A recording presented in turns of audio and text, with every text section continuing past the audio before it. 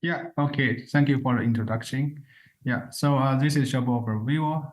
It is my honor to summarize the AIML activity in the 3GPP SA2. So this slide, I just give very high level summary about the activity in the SA2. So in the release 15, we introduce the AI concept in the architecture. Then in the release 16, we further enhance the framework for data collection and also for data analytic disposal. And also we define some use case. Then in release 17, but this is also just a monolithic architecture. So NWDF do everything. Then in this next release, we define some distributed architecture. Then here we define some logic entity to perform the training, model training, and also we define logic entity to perform the inference. And also we define the data collection. Then in release 18, we further refine the architecture to support the vertical horizontal federal machine learning. And also we introduce the metric for the model performance. And also we further enhance the data collection framework. Then now in the release 19, we further investigate the potential architecture and system level to support AIML, and which takes the previous work into account and also coordinate with the RAN. Then this is a general AIML framework in core network. So this is the architecture for the core network. We define NWDF here. NWDF we just called network data analytic function, and also we further just define some logic entity, sub-logic entity, and for training and for the inference, we also define the data plane for data collection for AI. And this slide just has some high-level data collection framework. So in the left figure, we define some direct data collection framework. But this data collection framework may have some duplicated data collection. Then in the right figure, we further enhanced to introduce the DCCF, which is a coordinated data collection to improve the efficiency and also avoid the duplicated data reporting. And also we introduced the message framework, which can improve the data exchange. And also we define the storage repository for the data and analytical storage. Then this slide is focused on the federal machine learning. In the release 18, we define the horizontal federal machine learning, and in the release 19, which is still on the discussion, we define some vertical federal machine learning. So in general, the federal machine learning is introduced to alleviate the data privacy, and the local data and the raw data is not required to be distributed to the other node. And so far for the vertical federal machine learning, only between the 5G core and the application server. In the future, it is expected that the RAN and UV may be involved. Then this is a signal storm prevention. We have a very good discussion in the release 19, and we define the prediction and detection and the prevention and mitigation of the network abnormal behavior. I mean, this is called signal storm in the 3GPP. This is especially interest led by the operator, for example, SK Telecom, and also we have a lot of teamwork among the major global operators. And in the 6G, it is expected the NWDF will use the more advanced technology to provide a more fine-grained resilience mechanism and to further improve the network. So this is the CR. We already have in very good shape. It will expect to be approved in the December plenary. And this is also the hot discussion in the release 19 SA2, because so far in general, I mean, for the AIML, there's input data. We have model here. Then we provide some output, especially in terms of the statistic or prediction. So this is normal AI method. Then in the risk 19, there's a proposal that maybe we can provide some recommendation or some, for example, recommend the QS parameter set. So the idea is that the consumer can set the expected output. For example, for the service MOS is greater than 4, then maybe we can have multi-objective optimization. Then the AI, the model can provide some recommend to the consumer. So this is because this architecture may have some big impact on the core network architecture. So the recommendation is rolled out in the resulting, but the further study is expected. And maybe this is, I guess, maybe it's a 60 topic. Okay, this slide is introduce some metrics for the model and analytical performance monitoring. So far in the SA2, we defined accuracy. We just borrowed the concept from the AI communicating. So the accuracy is equal to the number of the correct prediction among all the prediction. But this is only applied to the classification. For the regression is not discussed in the SA2. So this is for the model performance. Yeah, so this is a cross-domain coordination between the SA2 and the RAM 1 and 2. It is still under discussion. There is a lot of exchange between the SA and the RAM. So in general, there are two questions here. The first one is that for the user-side model, how to collect data.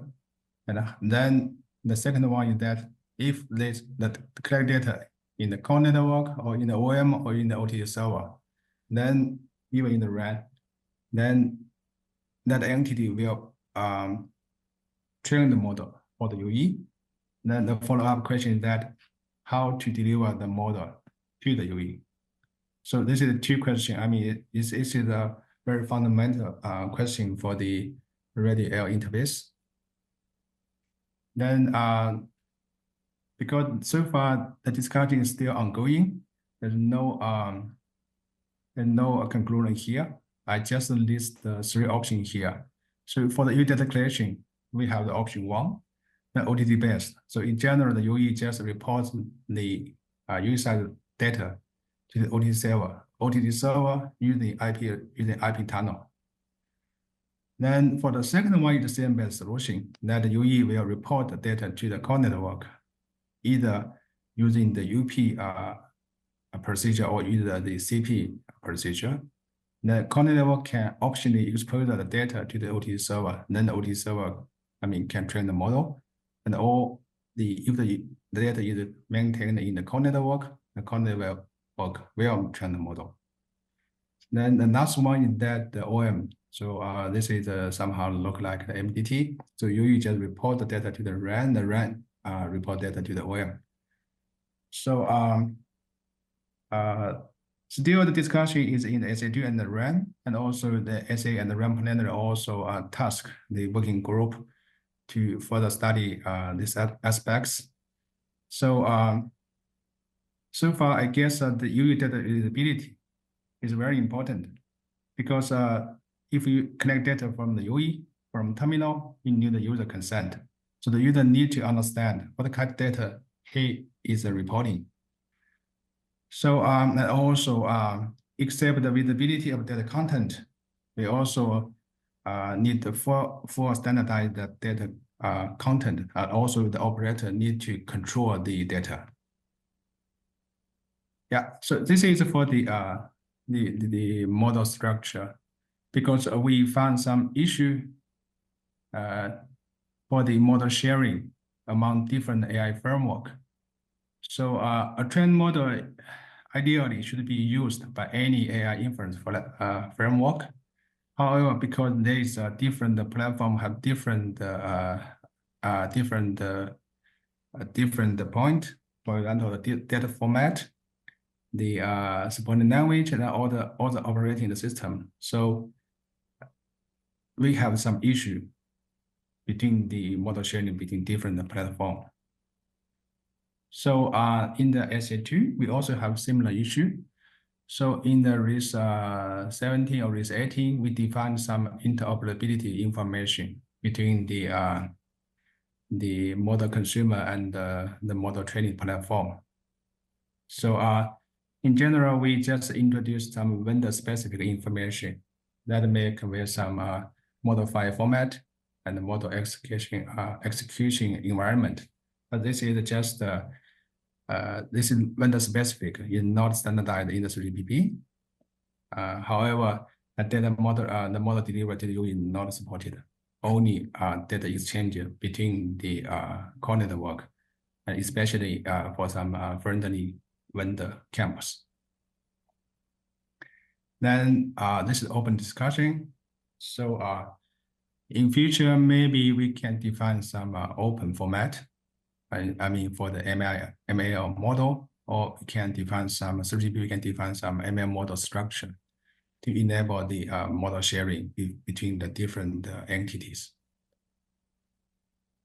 Yeah, so this is also another activity which is happening in the SA plenary, because I try to list all the related activity across the RAN, SA, and CT. You can see the table, we have 3PP. In the 5G, we already did a very good job, and a different working group make the contribution to the AIML activity. But the problem is that in the RIS 18 or RIS 19, most working group just perform the AIML study, but without any coordination. So there is high risk. There is some misalignment or inconsistency between the different working groupment. For example, for the terminology, for example, in the SA2, we call it ML model, but in the RAN, usually it's called AIML model. So this is a very simple example. And so we have some SA level study. It will will investigate the ongoing AIML work in different working group. And we will analyze and identify any potential misalignment or inconsistency and provide some information on this initial potential outcome to respect the working group, and task may request the working group to resolve the issue. And this work now is led by the SA plenary, but we have very close coordination with the RAN and CT working group. And you can see the approved CT here and also the TR report. Okay. Yeah, so this slide is some draft idea about the native network intelligence in the 6G. So first, I guess we need support the native AI capability in the core network, RAN network, and the UE. And we need some common AIML framework to enable all the use case. And also we need unified terminology for the across the different working group. And also, I guess multi-vendor model sharing should be studied, for example, with some open format. And the figure, I also mentioned the network resilience, because this is also very important for 6G. And here we also have some digital twin network on the right side. The reason why we have that for the AIML, I guess because for AIML, you never know whether there is a real benefit if you do some AI activity. So maybe you can verify the benefit, the digital twin, before you apply that in the real network. So this is the overall view. Then the last slides, I want to also give some unified data collection framework for 6G. Because so far in the 5G, we have a feature-specific data collection framework. I mean, very different. For example, for the sensing, if we define this feature in the 5G Advanced, Then we need some data collection framework to collect data from UE, from RAN for the sensing data. And also for the AIML, as I present in the previous slides, we also define some data collection framework, but mainly for the AI. We collect data from UE, we collect data from OEM, we collect data from the core network, and stored in the logical entity, and also can expose it to any consumer. So this is for AIML. And also we are in the release 19, we also study the energy efficiency. For this feature, we also need to collect data regarding the energy consumption from UE, from RAN, from OEM. This is also related to the data collection. And also the last one is that in the core network, we define some data for exposure. So this is also related to data collection. So so this is for the current situation for the 5G Advanced. We have a very different data collection framework, but actually they are doing everything, just collect data, store data, and provide data to the consumer.